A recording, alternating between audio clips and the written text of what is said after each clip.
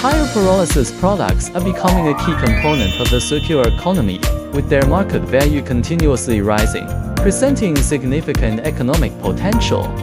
The sale of pyrolysis products covers multiple high-value sectors. Pyrolysis oil can replace industrial fuels and chemical raw materials, with broad applications across industries and growing market demand. Syngas Gas provides self-sufficient heat energy for the system, reducing energy costs and achieving closed-loop utilization.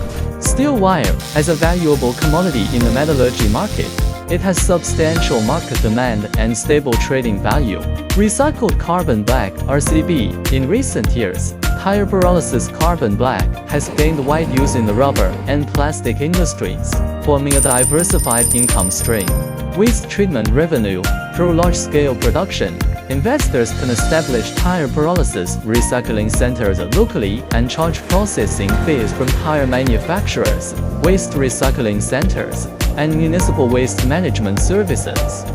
This creates a sustainable revenue model for investors. Driven by strong policies, over 50 countries worldwide have legislated against tire landfill, and carbon tax mechanisms are fostering a multi-billion-dollar processing market.